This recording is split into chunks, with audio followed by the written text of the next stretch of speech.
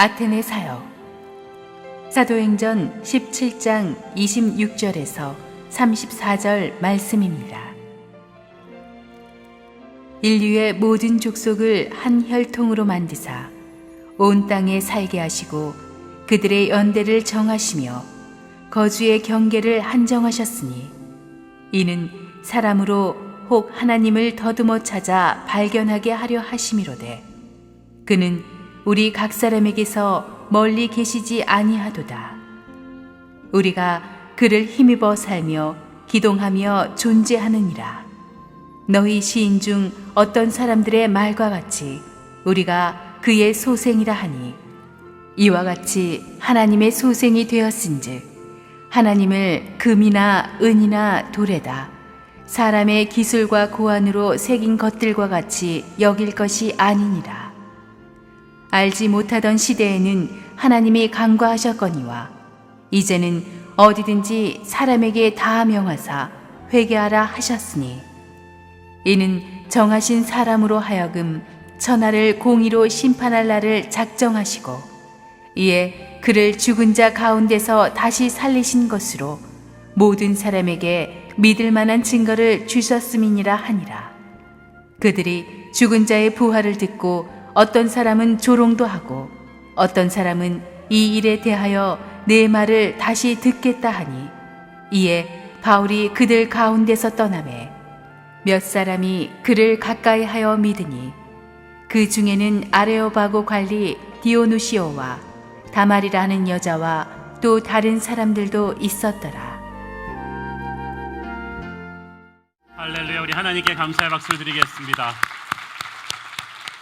우리 함께 한번 기도하시고 하나님 말씀 듣겠습니다. 사랑하는 아버지, 오늘 예배 주인은 예수 그리스도이십니다. 찬양과 오늘 메시지의 주제가 되신 예수 그리스도의 이름이 높임받기를 원합니다. 예수님의 이름으로 기도합니다. 아멘. 바울은 당시 고대사회 최고의 문명도시 아테네에 도착해서 그곳 사람들에게 복음을 전하기 시작했습니다. 당시 아테네에는 수많은 학문들이 있었습니다. 그 학문들 중에는 뭐든지 자기가 하고 싶은 대로 하면 된다는 쾌락주의 에피쿠루스파가 있었고, 인간은 스스로 신적인 존재이기 때문에 극도로 절제하고 살아야 된다는 금욕주의 스토아 학파들이 있었습니다. 또한 아테네에는 수많은 우상들이 있었습니다. 수천 개가 넘는 신상들 중에 알지 못하는 신이라는 신도 있었습니다. 혹시 실수로 스킵하고 넘어갔다가 혼날까 봐 그런 신도 만들어서 섬겼습니다. 그들의 신관이란 것이 신은 두려움과 재앙을 내리는 존재다. 그래서 적당히 재물을 줘서 구스르지 않으면 신에게는 저주를 받을 수 있다는 그런 생각들을 했습니다. 정말 그들의 신화를 보면, 그리스 신화를 보면 신들이 사람처럼 연애하고 스캔들을 일으키고 미워하고 질투하고 싸우는 인간과 별반 다르지 않은 수준의 신들이었습니다. 오늘날에도 인도나 일본 같은 나라들에 가보면 수많은 잡신들이 있는데 전부 다 인간이 만든 가짜 신들입니다.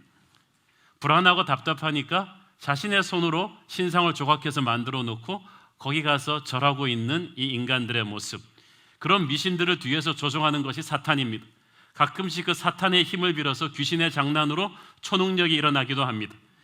그걸 보면서 또 머리를 조아리는, 아테네 사람들이 자기들은 고급 교육을 받은 인텔리라고 자부했지만 영적으로는 그토록 한심한 수준에 있었던 것입니다.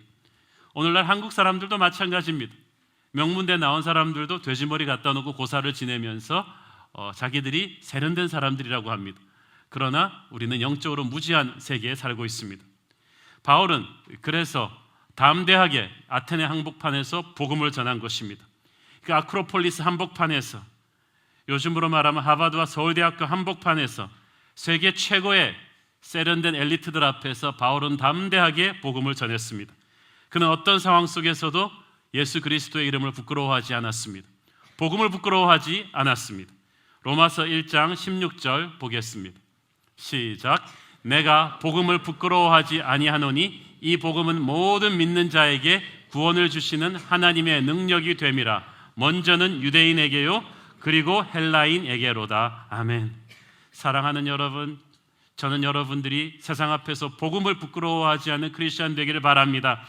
예수 믿는 것을 주일날은 당당하게 믿으면서 주중에 출근해서는 굉장히 부끄러워하는 분들이 있어요. 요즘은 안티 기독교 분위기가 심하다고 해서 예수 믿는 얘기를 잘 안 한다는 거예요. 그런 못된 사람들이 어디 있습니까? 예수님은 여러분들을 부끄러워하지 않았는데 핍박이 두려워서, 욕먹는 것이 조금 두려워서 여러분 부끄러워하겠습니까? 여러분 자녀들이 학교에 가서 여러분이 있는데 우리 부모님 저기에 있다고 말하는 걸 부끄러워한다면 여러분 기분이 어떻겠습니까? 크리스천들이 세상 사람들 앞에서 복음을 부끄러워하면 하나님 기분이 어떠시겠습니까? 우리 전도 못합니다. 세상에 영향력 못 줍니다. 세련된 사람들 앞에서 내가 예수님 얘기를 하면 너무 무식해 보이지 않을까? 그 얘기를 안 하는 게 무식한 거예요. 내가 그래도 엘리트인데 이런 세련된 강남에서 예수님 얘기를 그냥 노골적으로 해도 될까? 내 이미지가 뭐가 될까? 하나님은 자기 이미지 추락하는 거 상관치 않으시고 십자가에 못 박혀 죽으시며 우리를 구원하셨다는 것을 기억하십니다.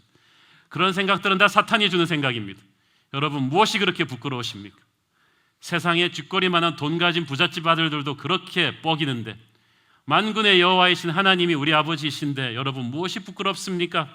왜 그분의 이름을 자랑하지 못합니까?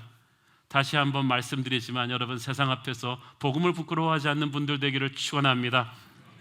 제가 오래전에 한국의 정재계 인사들이 공부하는 프로그램에서 고급 최고 경영자 과정에 한 80명 한국을 움직이는 정재계 인사들의 있는 자리에서 리더십 강의를 한 적이 있습니다. 들어가기 전에 그분이 얘기를 했습니다. 이 목사님은 이 처음이시니까 이 절대 종교적인 색채를 띤 강의를 하시면 안 됩니다. 그냥 리더십 강의만 해주십시오. 그렇게 당부를 받고 들어갔습니다. 제가 고민을 했습니다. 내가 그래도 목사인데 예수님 얘기를 해야 되는데 근데 분위기가 정말 그렇더라고요. 그래서 처음 강의 60분 동안에 한 40분 동안에는 리더십 이야기를 했습니다. 물론 기독교적인 가치관을 담아서. 그런데 마지막 10분째 강한 성령의 반응들이 왔습니다. 한국의 그 쟁쟁한 정재계 인사들이 자기들 발로 걸어서 교회 올 것 같지는 않고 이분들 평생에 하나님 얘기는 나랑 헤어지면 안 들을 것 같기도 한데 주님이 내 인생의 가장 소중한 분이시고 리더의 리더는 예수님이신데 내가 이 얘기 안 하고 가면 되겠는가? 주님 지혜를 주시옵소서. 마지막 강의 딱 5분 남았을 때 강의 노트 딱 덮고 이야기했습니다. 여러분들 알다시피 저는 교수지만 목사다. 나는 목사인 것이 더 자랑스럽습니다. 그리고 리더십 얘기를 하라니까 말씀드리면 저는 리더 중에 리더는 예수 그리스도이시다. IMF를 넘고 이 힘든 한국 경제를 이끌면서 얼마나 고생이 많으십니까? 그렇지만 여러분이 기업 하나 이끌고 나가는 게 그토록 힘든데 세상에 2000년 전에 지사 하나 시작해가지고 지금 전 세계에 세계 인구의 반을 지사원으로 거느리고 있는 CEO 중에 CEO이신 예수 그리스도의 경영을 배워야 된다. 여러분들은 사원들한테 월급 주고 스톡옵션 주고 동기부여시키지만 그분은 다 돈 내게 하고 자기 시간 내게 하고 다 오게 하면서 사람들을 움직이는 그 리더십에 대해서 배운 적이 있는가? 나는 리더십의 차원에서 여러분에게 리더의 리더이신 세상 최고의 CEO 예수 그리스도의 이야기를 하고 싶다. 쫙 그냥 해버렸어요. 저한테 종교적인 얘기를 하지 말라고 부탁했던 그 사람도 교회 다니는 사람인데 얼굴이 하얗게 질려갖고 앉아있는데 뭐 상관하지 않고 그냥 쫙. 그게 굉장히 중요해요. 저는요 여러분이 전도를 할 때 수그러들면서 하면 안 돼요. 내가 복음을 부끄러워하지 아니하노니 자기 새로 찬 차는 당당하게 내놓으면서 자기 명문대 학벌은 당당하게 내놓으면서 예수의 이름이 여러분 학벌보다 못합니까? 그분이 부끄러운 분입니까? 이 천지를 창조하시고 이 역사를 주관하시는 왕의 왕이신 예수 그리스도께서 만약에 미국 대통령이 여러분의 삼촌이라면 여러분 그렇게 부끄러워하면서 얘기할 것입니까? 저는 아주 너무나 세상 최고의 자신감을 가지고 예수님 이야기를 진심을 담아서 전했습니다. 그리고 끝난 다음에 야라 모르겠다 싶어서 종교적인 얘기를 하면 안 되지만 그래도 저 여러분 위해서 축복 기도를 해드리고 가고 싶다. 그래서 눈을 딱 감았어요. 뭐 기도하자는데 어떡하겠어요. 그래서 기도를 했습니다. 하나님, 나라가 힘든 때 한국의 경제를 이끌고 가시는 이분들 얼마나 고민이 많겠습니까? 이분들을 위로해 주시고 이분들의 자녀들을 축복해 주시고 자기의 힘으로 풀 수 없는 상황에서 하늘의 지혜를 주시고 그리고 이분이 리더의 리더이신 하나님을 알게 하시고 몸이 건강하게 하시고 영혼이 건강하게 하시고 이렇게 축복 기도를 딱 하고 예수님의 이름으로 기도합니다. 아멘. 그랬더니 그냥 예수 믿는 사람 안 믿는 사람 상관없이 전부 다 아멘으로 화답하는 거예요. 그리고 나니까 그 예수 믿는 얘기 하지 말라 그랬던 그 학교 책임자가 눈치를 싹 보는데 하나 둘씩 그 CEO들이 일어나서 기립박수를 보내줬습니다. 저는 그 박수를 하나님께 드렸습니다. 나는 예수님의 이름이 부끄럽지 않았습니다. 그쪽에 청와대 부속실장, 무슨 해군 사령관 뭐 다 있었지만 저는 전혀 부끄럽지 않았습니다. 너무 감사해요. 왜냐하면 모든 이름 위에 뛰어난 이름이거든요. 그분들의 이름이 유명한 사람들이지만 상관하지 않았어요. 모든 이름 위에 뛰어난 예수님이여 영광을 받아 주시옵소서. 나오는데 이분들이 악수하면서 울어요. 다 감정 잘 표현 안 하잖아요. 나는 예수님이 그런 분인 줄 몰랐다. 목사님이 나를 교회 나가고 싶게 한다. 어떤 분은 나는 예수 믿는 사람인데 이 클럽에서 자기가 이미지상 예수님 믿는다는 얘기를 못했는데 나 이제 교회 다닌다는 얘기 당당하게 하겠다. 몇 분씩 그렇게 눈물을 흘리면서 악수를 청해줬습니다. 저는 그래서 그분들은 벤츠 타고 집에 가고 저는 택시 타고 오면서 세상이 부럽지 않았습니다. 사랑하는 여러분, 아테네 한복판에서 복음을 부끄러워하지 않았던 바울의 하나님이 여러분의 하나님입니다. 세상 앞에서 기죽지 마세요. 갈등하지 말고 복음을 부끄러워하지 않는 여러분 되길 바랍니다. 우리가 복음을 부끄러워하니까 세상이 우리의 하나님을 우습게 보는 거예요. 우리가 복음을 부끄러워하면서 전도하니까 전도가 안 되는 거예요. 우리가 잘 나가는 사람들 앞에서 복음을 들고 기가 죽으니까, 눈치를 살피니까 세상의 교회를 우습게 보는 것입니다. 그분의 이름은 그렇게 세상에게 업신여김 당할 이름이 아닙니다. 저는 우리 새로운 교회 성도들이 바울처럼 복음을 부끄러워하지 않기를 바랍니다. 당당하기를 바랍니다. 그분은 천지 만물을 지으신 주님이시며 세상을 운영하시는 분이시며 인간에게 모든 것을 베풀어 주시는 주님이다 라고 바울은 당당하게 하나님을 소개했습니다. 여러분 항상 하나님 아버지를 소개할 준비를 하고 사십시오. 저는 오늘 찬양을 전부 다 예수님 주제로 해달라고 부탁했습니다. 모든 이름 위에 뛰어난 그분을 높이고 만유의 주 3세 예수의 이름을 높일 때 제 가슴에 그냥 불이 오고 눈물이 납니다. 우리가 예수님 이야기를 너무 안 하는구나.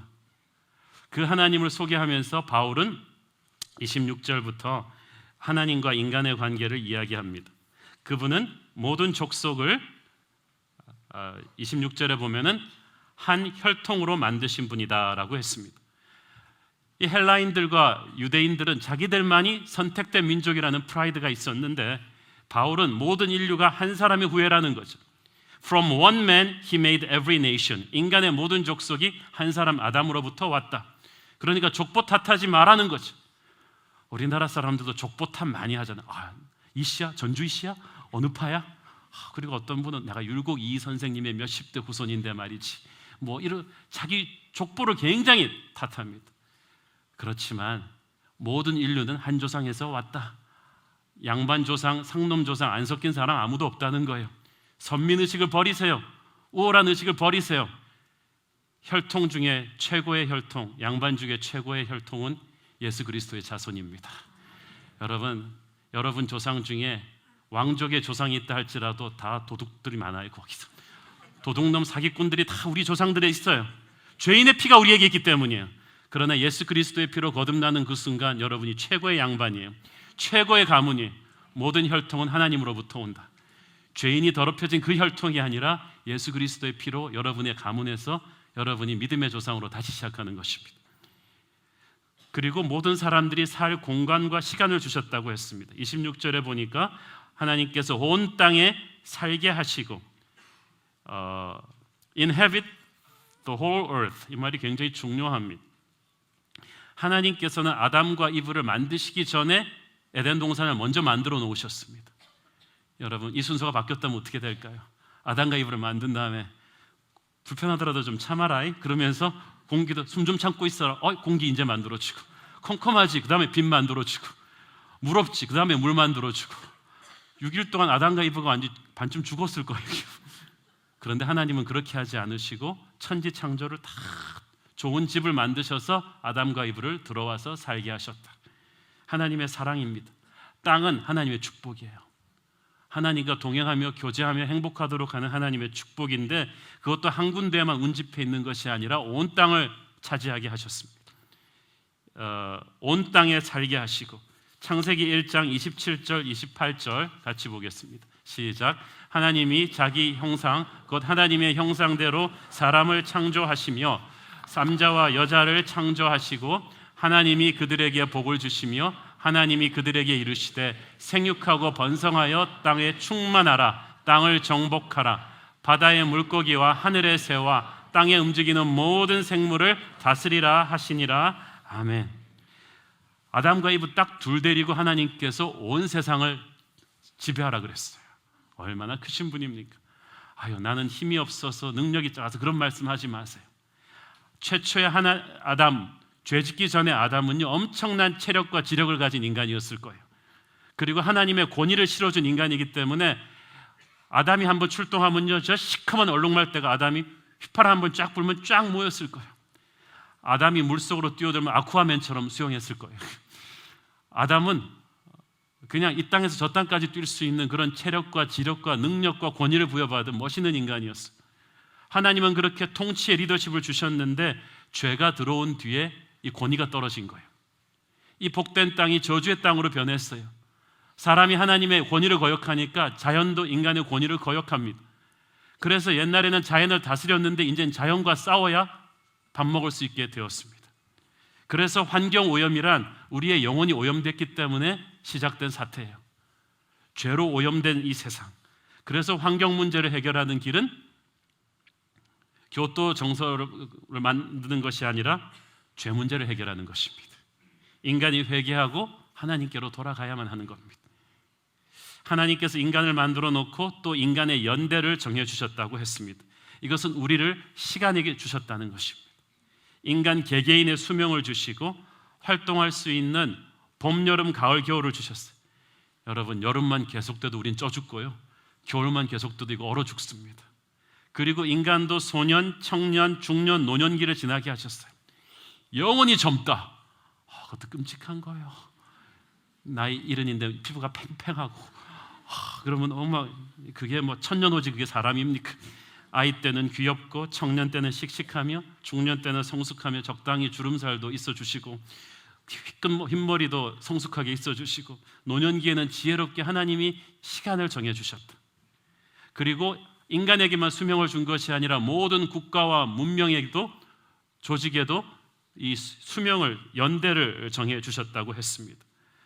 여러분, 그래서 한국에서 삼국시대, 고려시대, 조선시대, 중국에서 청왕조, 명왕조 이게 바뀌는 게 이게 우연이 아니에요. 어떤 왕조도 500년, 1000년 이상 가지 못합니다. 이 제국의 흥망성쇠가 다 역사의 주관자이신 하나님의 손에 다 있다는 것입니다. 그래서 이 바벨론의 느부갓네살 왕이 보았던 그 환상처럼 하나님께서는 바벨론 제국 지나가고 나면 메데와 페르시아 제국, 그거 지나가고 나면 알렉산더의 헬레니즘 왕국, 그거 지나가고 나면 로마 제국, 이렇게 전 세계의 왕조와 문명들을 다 시간을 정해 주셨습니다. 그래서 하나님께서는 아무리 강대국이라고 해도 소리도 없이 사라지게 하시고 또 새로운 강자를 세워줄 수 있다는 것입니다. 하나님은 그래서 지금 뭐 중국, 미국이 세계 슈퍼파워라고 아무리 잘난 척해도 우습게 보십니다. 그런 슈퍼파워들을 하나님은 수없이 많이 세우고 무너뜨리게 하셨거든요. 이사야서 40장 17절을 보십시오. 시작. 그의 앞에는 모든 열방이 아무것도 아니라 그는 그들을 없는 것 같이 빈 것 같이 여기시느니라. 아멘. 하나님 앞에는 새누리당도 민주당도 아무것도 아니라 보수도 진보도 아무것도 아니라, 그 선거 때마다 너무 흥분하지 마세요. 기도하시고 지혜를 구하면서 투표는 하시되 너무 흥분하지 마세요. 여러분은 최선의 사람을 뽑는 게 아니라 최악의 사람을 피하는 거예요. 그러니까 너무 신경 쓰지 마세요. 정권 바뀔 때마다 불나방처럼 권력을 따라다니는 세상 민심에 같이 휘말리지 마십시오. 새 정권이 들어섰다고 세상이 너무 바뀔 것처럼 기대하지 마세요. 영원 불변하시는 하나님의 흐름을 보십시오. 그래서 정세의 흐름 이런 거 읽지 말고 하늘나라의 최신 흐름을 읽으세요. 그게 중요해요. 모든 이름 위에 뛰어난 이름을 바라보십시오. 하나님께서는 인간의 수명과 국가의 한계를 정하실 뿐만 아니라 모든 민족이 거할 영토의 범위까지도 거주의 한계를 한정하셨다. 이 말이 멋있어요. 여러분, 한국 민족이 한반도 살고 미국인들이 400년 전에 갑자기 인디안들 살던 미국 땅을 차지하고 오스트레일리아의 호주인들이 살고 이게 우연이 된 게 아니에요. 어떤 민족은 정복욕에 사로잡혀서 갑자기 징기스칸, 나폴레옹 같은 사람 나오면 단시일 내에 땅을 점령하기는 해요. 그렇지만 다시 돌아가요. 알렉산더도 펄펄 날뛰다가 33살에 요절했습니다. 인간이 욕심을 낸다고 하나님이 정한 땅의 경계를 확 바꿀 수 있는 것이 아닙니다. 시편 2장 1절부터 4절까지 말씀. 시작. 어찌하여 이방 나라들이 분노하며 민족들이 헛된 일을 꾸미는가?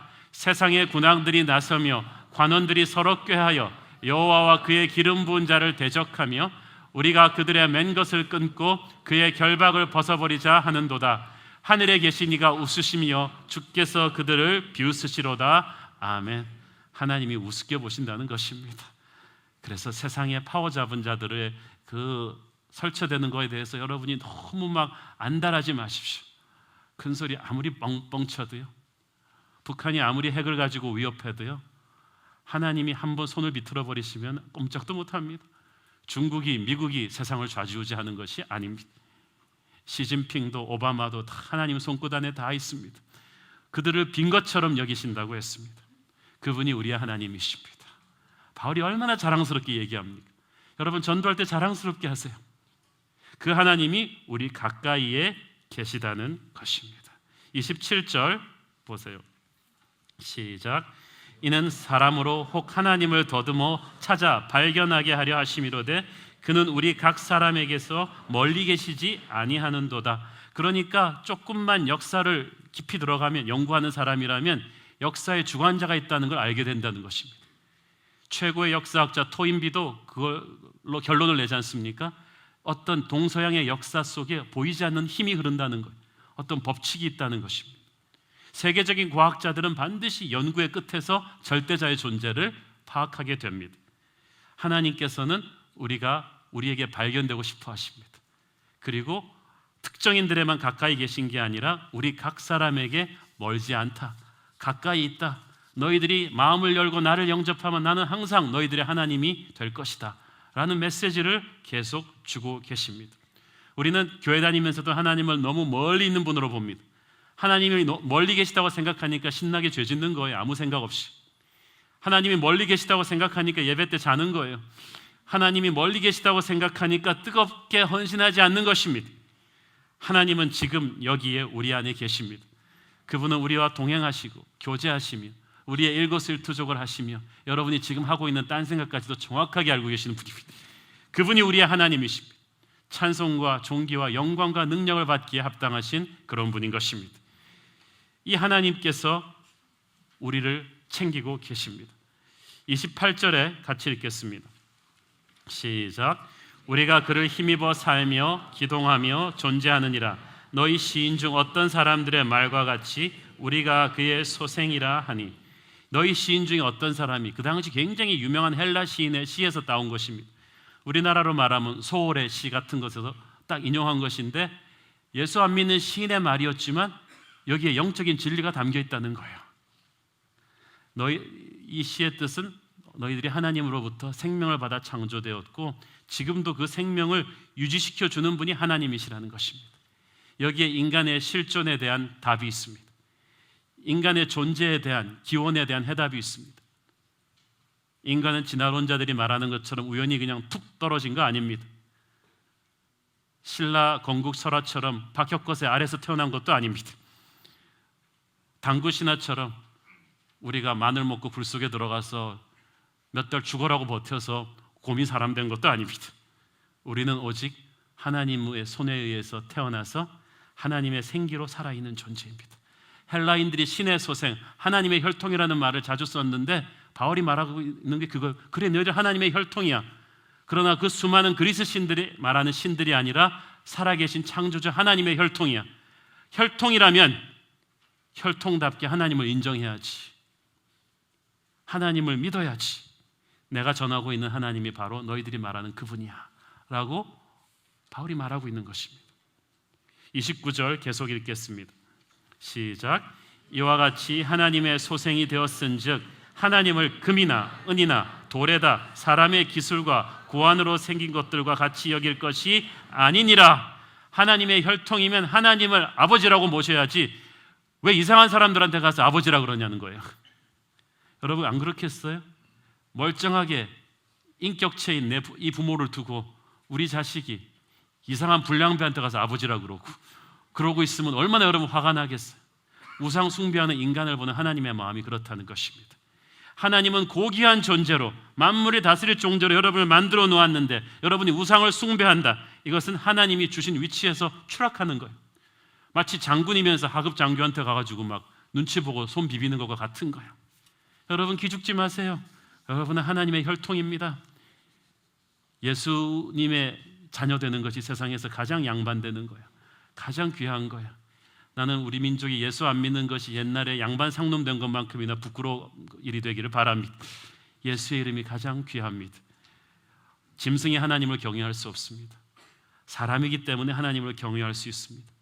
하나님을 하나님으로 경외하지 않는 인간은 짐승과도 같습니다. 자기 부모를 부인하는 자식이 어디 자식입니까? 자녀들은 다 아무리 잘난 척해도 부모의 영양분을, 엄마의 영양분을 받아먹고 자라듯이 인간도 하나님의 생명을 받아먹고 자라는 것입니다. 그러므로 여러분이 가장 인간이 인간 될 수 있는 것은 하나님 안에 있을 때만 가능한 일이죠. 근데 사람들이 왜 자꾸 우상을 섬기느냐? 하나님을 자기가 부리고 싶어 하기 때문입니다. 편리하게 이용해 먹고 싶으니까 자기 손으로 만든 우상을 섬기는 거예요. 그리스 신화에 나오는 신들이 전부 다 그런 신들입니다. 그러니까 그 신들이 하는 짓들이 인간과 똑같은 거예요. 같이 스캔들 일으키고 질투하고 싸우고. 그러나 바울은 그 잘못된 신관을 깨뜨리면서 진짜 살아계신 하나님을 보여주는 거예요. 가짜에 혼인한 사람들을 정신 차리게 하는 법은 진짜를 보여주는 것밖에 없습니다.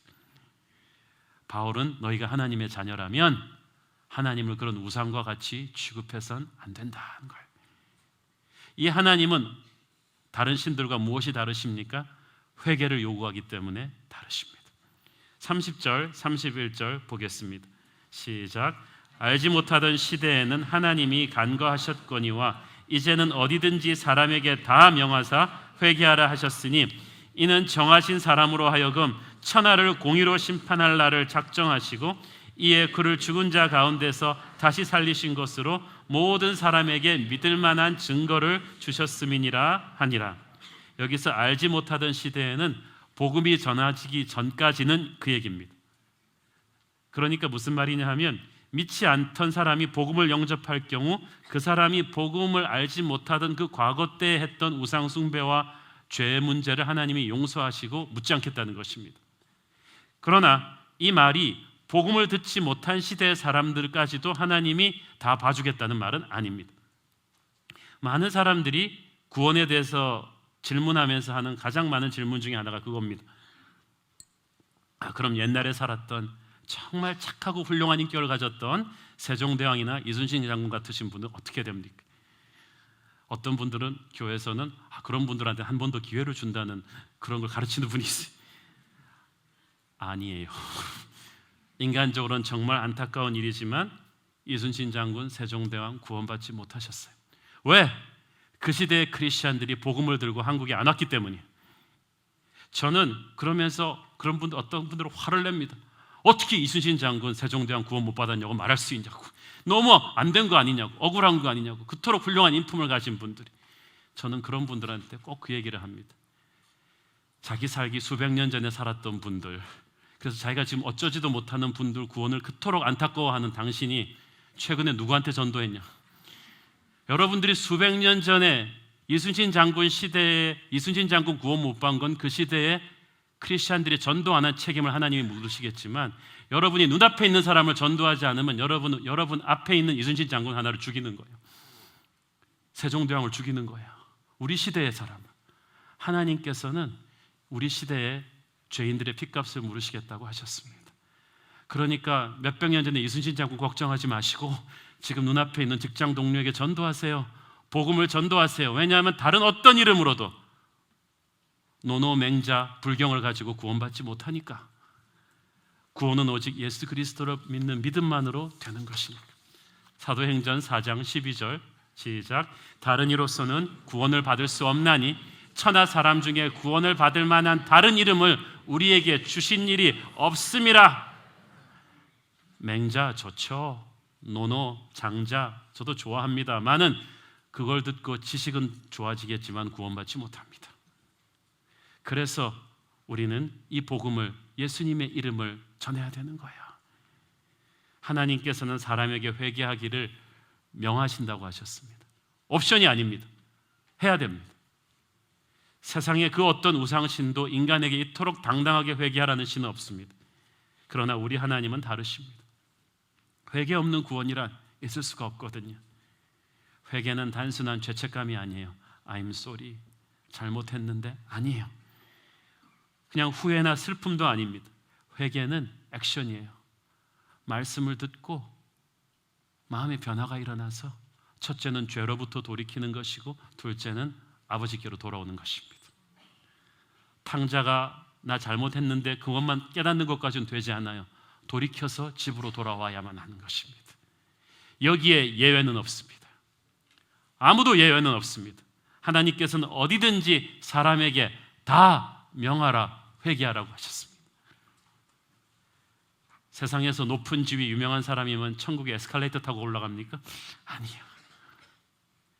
빌리 그레함은 미국 국가조찬기도회에서도, 백악관 해외 정상 초청 만찬에서도, 그 쟁쟁한 미국의 정재계 인사들이 다 모인 자리에서도 한 번도 빠짐없이 타협하지 않는 회개의 메시지를 전했다고 합니다. 주님, 이 죄인들이 예수님을 믿고 구원받게 하여 주시옵소서. 대통령, 대법원장 꼼짝도 못합니다.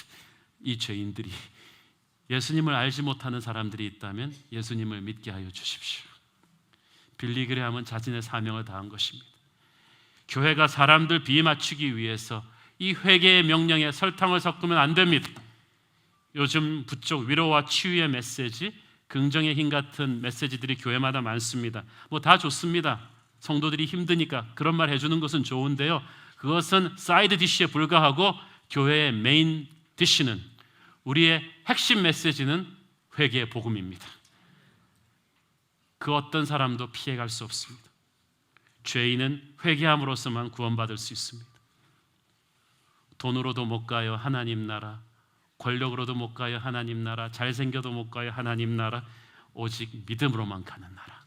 회개함으로써만 하나님의 자녀가 될 수 있고, 회개함으로써만 용서가 분명하고, 용서가 분명해야 축복이 분명합니다. 이 회개가 쉽지가 않죠. 거룩한 근심이 먼저 옵니다. 이 복음을 제대로 들으면요, 처음에는 찔리고 불편해요. 어둠에 있던 존재한테 빛이 확 쏟아지면 처음에 웰컴 안 합니다. 다 큰 아들이 직장 가는 게 늦어가지고 커튼을 확 열어 제치면 빛이 확 쏟아져 들어오면 늦잠 자던 아들이 어머님 감사합니다, 깨워주셔서, 이러는, 왜 그래? 그러면서 막 비명을 지르며 일어나요. 지 좋으라고 열리는데도 나중에서야 그걸 깨닫게 되죠. 처음에 어둠에 있던 죄인에게 복음의 직격탄이 떨어지면요, 고통스럽습니다. 아픕니다. 확 찔립니다. 그러나 이 과정을 거쳐야 합니다. 복음은 있는 그대로 날선 검처럼 선포되어야 되는 것입니다. 그래서 모두 십자가 복음 앞에서 확 찔려야 돼요. 그래서 거룩한 근심이 시작돼야 합니다. 고린도후서 7장 9절 10절 같이 보겠습니다. 시작. 내가 지금 기뻐함은 너희로 근심하게 한 까닭이 아니요 도리어 너희가 근심함으로 회개함에 이른 까닭이라. 너희가 하나님의 뜻대로 근심하게 된 것은 우리에게서 아무 해도 받지 않게 하려 함이라. 하나님의 뜻대로 하는 근심은 후회할 것이 없는 구원에 이르게 하는 회개를 이루는 것이요 세상 근심은 사망을 이루는 것이니라. 아멘. Godly sorrow, 하나님의 뜻대로 하는 근심이 있다는 거예요. 여러분, 이상한 것 갖고 근심하지 마세요. 아파트 평수를 50평으로 할까 70평으로 할까, 차를 빨간색으로 할까 노란색으로 할까, 이런 근심은 빨리 끝내버리시고, 진짜 근심은 말씀이 여러분의 영혼에 직격탄을 때려서 시작되는 거룩한 근심입니다. 이 괴로워하는 이 스테이지를 하나님이 기뻐하십니다. 여러분, 말씀을 받고도 뻔뻔하게 회개하지 않는 것이 이상한 거지, 말씀을 그대로 받았으면 근심이 시작돼야죠. 그런데 이 근심이 축복이에요. 회사에 위기가 닥쳐오면 빨리 그걸 알아서 위기구나 그러면서 근심하면서 빨리 회의하고 대책을 마련해야 되죠. 너 암이구나 하면 빨리 알아듣고 암이 큰 병이지, 내가 이렇게 치료를 받고 이렇게 기도해야겠구나, 이런 거룩한 근심이 해법을 하잖아요. 나 암인가 봐. 너 암이래. 우리 회사 위기인가 봐. 이게 사람입니까? 오늘날 많은 사람들이 자신의 죄 문제에 대해서 그렇게 생각을 해요. 생명이 왔다 갔다 하는데 죄는 영혼의 암 아닌가요? 말기암까지 됐는데 여러분의 영혼이 썩어 있는데 설교 시간에 졸아요? 저는 어떤 분은 설교 시작하자마자 주무시는 분이 있어요. 중간에 주무신 건 제가 재웠다 치고 처음부터 주무시는 분은 난 이해를 할 수가 없어. 여러분이 그렇게 자기의 영혼을 놓고 그렇게 장난치고 싶으세요? 여러분, 육체가 죽으면 부활이 있지만 영혼이 죽으면 끝나는 거예요. 여러분, 이 세상에서 학벌, 인맥 아무 소용없어요.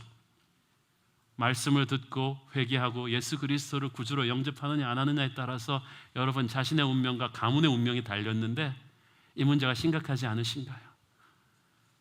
죄 문제를 복음은 정확하게 지적하고 그 문제를 여러분은 심각하게 고민하면서 회개하셔야 합니다. 이 복음 앞에 왜 이렇게 해야 되느냐 하면 심판이 다가오기 때문이죠.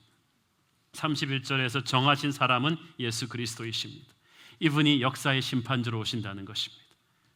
역사를 끝내겠다는 거예요. 여러분, 우리가 보고 있는 옛 하늘과 옛 땅은 반드시 망하게 되어 있습니다. 제가 예언하건대 망합니다. 새 하늘과 새 땅이 와야 되기 때문이죠. 그래서 이 세상은요, 멸망하기로 작정된 세상입니다. 그러니까 세상에 대해서 너무 확신을 갖지 마십시오. 쓰레기통은 아무리 화려하게 세워도 안에 쓰레기를 품고 있어요. 세상은 죄로 가득 차 있기 때문에 아무리 치장해도 소용없습니다. 지금 전 세계에서 일어나고 있는 쓰나미나 지진이나 이런 여러 가지 재앙들이 뭔지 아세요? 지구 마지막 날의 연습입니다. 지구 마지막 날에는 이것이 몇백 배가 되어서 보여질 것이다. 하나님은 오래 기다리시지만 영원히 기다리시지는 않습니다.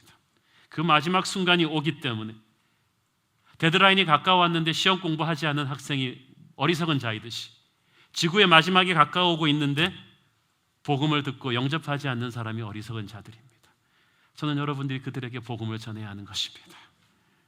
주변에 예수 안 믿는 사람들을 향해서 그런 안타까운 마음 갖기를 바랍니다. 이 복음을 던져졌을 때 사람들이 어떻게 반응합니까? 31절에 바울이 참 재미있는 말을 합니다. 31절 같이 보겠습니다. 시작. 이는 정하신 사람으로 하여금 천하를 공의로 심판할 날을 작정하시고 이에 그를 죽은 자 가운데서 다시 살리신 것으로 모든 사람에게 믿을 만한 증거를 주셨음이니라 하니라. 이 죽은 자 가운데서 다시 살리신 것은 예수님의 부활을 가르치죠. 이것이 모든 사람이 믿을 수 있는 가장 확실한 증거라는 거예요. 이 말이 조금 이해하기가 힘들어요. 왜냐하면 부활을 상식적으로 믿기가 얼마나 힘들어요. 최고의 지성인들인 아테네 사람들이 이해를 못했어요. 죽은 자의 부활이 어떻게 가능한가? 이걸 이해를 못했습니다. 이게 상식적으로 이해가 안 되는데 이 상식적으로 이해가 안 되는 이 부활이 믿을 만한 가장 큰 증거다. 이게 무슨 토킹입니까? 그런데 이런 거예요, 여러분.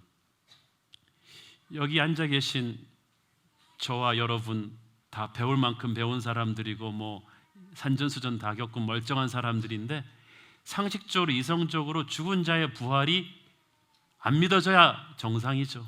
그런데 믿어졌다는 거예요. 그리고 그분을 우리의 주님으로 선포했다는 거예요. 그리고 우리 같은 사람, 증상을 가진 사람들이 대한민국에 1,000만 명 가깝게 된다는 거죠. 우리가 집단으로 어떻게 이상하게 되지 않고서야 어떻게 이 부활을 믿었을까요? 상식적으로 믿어지지 않는 부활을 믿게 된 것이 당신이 하나님의 자녀라는 증거예요. 하나님의 선택을 받았다는 증거예요. 그래서 이것이 믿을 만한 증거라는 것입니다. 바울은 이 말을 선포했는데 이 말을 듣고 어떤 이들은 그래서 상식적으로만 생각하는 사람들은 조롱했는데 어떤 이들은 나중에 다시 들어보자고 결정을 미루었습니다. 그런데 이것이 나쁜 게 아니에요. 말씀을 갖고 이 사람들이 그때부터 심각하게 아까 말한 거룩한 근심을 하기 시작한 거예요. 고민을 하기 시작한 것이죠. 이 사람들의 가슴이 열린 거예요. 은혜의 빗물이 떨어진 거예요. 이해할 수는 없었지만 어떤 비수 같은 something, sharp, 어떤 날카로운 것이 마음으로 확 꽂혀버린 것입니다. 좌우의 날선 검과 같은 하나님의 말씀이 오늘 갑자기 훅 들어온 거예요. 귀가 번쩍 뜨이고 마음이 뭉클한 것 같이 이 살아계신 하나님이 내게로 말씀을 타고 오신 거야. 오늘 여러분 중에 그런 사람 분명히 있습니다. 분명히 있습니다. 여러분 중에 예수 안 믿는 분들 꽤 있다는 거 제가 알고 있습니다. 그냥 끌려가지고 결혼하기 위해서 친분과 함께 끌려온 분들이 있는데 잘 됐어요. 괜찮아요. 잘 들었어요. 오늘이 This is the day of your destiny. 오늘 여러분 운명의 날이에요. 어찌됐든 여러분에게 오늘 하나님의 말씀이 오기를 바랍니다. 이해할 수 없는 어떤 뜨거운 감동, 어떤 분이 내게 다가오시고 있는 듯한 느낌, 말씀을 통해서 하나님이 오시는 것입니다. 불안하고 어지럽던 마음에 하나님의 평화가 쫙 옵니다. 이게 일어나면서 아테네의 구원 사건이 일어나죠. 바울은 33절에 보니까 그리고 그들을 떠났습니다. 저는 오늘 예배 끝나면 여러분 떠날 거예요. 떠나지만 오늘 선포된 말씀은 여러분 안에 남아있을 것입니다. 그리고 꿈틀거리기 시작할 거예요. 하나님의 감동이, 어떤 역사가 오늘 집에 돌아가는 길에 여러분 마음속에서 일어날 것을 저는 믿고 기대합니다. 34절에 보니까 몇 사람이 그를 가까이 하여 믿었다고 그랬어요. A few men became followers of Paul and believed. 소수의 사람들이 예수를 믿었어요. 아테네 최고의 지성인들이 이날 예수를 믿은 아레오바고 관리 디아누시오, 이 사람은 아테네를 다스리는 대법정의 12명의 정신적인 지도자들 중에 한 명이었어요. 아테네 최고의 존경받는 지도자 중에 한 명이 그날 예수 믿은 거예요. 그는 나중에 고린도 감독, 아테네 교회 감독이 되어서 순교하게 됩니다. 바울이 생각지도 못했던 거물급이 예수를 믿은 거예요. 여러분, 저는요, 우리가 상상하지도 못했던 큰 고기들도 하나님의 타이밍이 되면 예수를 믿을 것을 믿습니다. 저는 몇 년이 지났지만 아직까지 잊혀지지 않는 경험이 도쿄에서 한국이 자랑하는 지성 이어령 선생님이 세례를 받으실 때였습니다. 세례문답 제가 했어요. 그리고 그분이 세례 받을 거 무릎을 꿇으실 때 저한테 나중에 목사님, 제가 평생 태어나서 남 앞에 무릎 꿇어보긴 오늘이 처음입니다. 근데 별 수 있어요? 무릎을 꿇으세요. 우리 거 다 꿇고 예수님이니까 자기가 꿇었다는 것이, 모든 이름 위에 뛰어난 그분 앞에 무릎 꿇고 세례 받는 그분을 보면서 제가 어렸을 때 이분 구고책 읽고 공부했거든요. 흙 속에 저 바람 속에 같은 책들을 읽으면서 한국의 문학을 이끌었던 양주동 선생님에 이어서 한국의 지성을 이끌었던 이분이 70이 넘어서 세례받고 크리스천이 될 줄은 누가 알았겠습니까? 와, 정말 하나님 살아계시더라고요. 사랑하는 여러분, 하나님께서는 지금도 우리가 생각하지도 못했던 사람들에게 복음을 때리실 것입니다. 그리고 무릎 꿇게 하실 거예요. 그러니까 여러분, 불가능하다고 생각하지 마십시오. 저는 아테네 최고 지성들을 예수께로 돌아오게 했던 복음의 능력이 오늘도 변함없이 살아 역사하심을 믿습니다. 복음은 결코 우리를 배신하지 않습니다. 아무리 고상한 척하는 사람도 결코 자신의 힘으로 해결할 수 없는 죄를 품고 있었고, 그 죄는 복음의 칼날을 맞을 때 허망하게 꼬꾸라지는 것을 저는 수없이 많이 보았습니다. 복음이 죄를 드러내고 악을 이긴다는 사실을 저는 한 번도 의심해 본 적이 없습니다. 여러분도 의심하지 말기를 바랍니다. 그래서 복음을 전할 때 주저하지 말고 부끄러워하지 말고 두려움 없이 가기를 바랍니다. 품질을 증명합니다. 마치 외과 의사가 환자에게 메스를 들이댈 때 주저하지 않듯이 영혼이 죽은 사람에게 복음을 들이댈 때 여러분 주저하지 마십시오. 저는 세련된 서울의 강남 한복판에서 최고의 지성인들 앞에서 복음을 부끄러워하지 않기로 결심한 목사입니다. 다이아몬드를 색칠하지 않습니다. 있는 그대로, 원색 그대로 다이아몬드는 아름답기 때문입니다. 나는 복음의 인간적인 색칠을 하지 않을 것입니다. 성경에 있는 그대로 십자가의 복음을, 부활의 복음을 가감없이 전하는 교회가 되기를 원합니다. 왜냐하면 복음은 있는 그대로 하나님의 능력이 충만해서 반드시 듣는 사람의 마음을 열게 하는 힘이 있다고 믿기 때문입니다. 진리는 시대를 초월하고 환경을 뛰어넘는 것입니다. 시대가 바뀌고 환경이 바뀌었다고 해서 진리가 퇴색된다면 그것은 절대 진리가 아닙니다.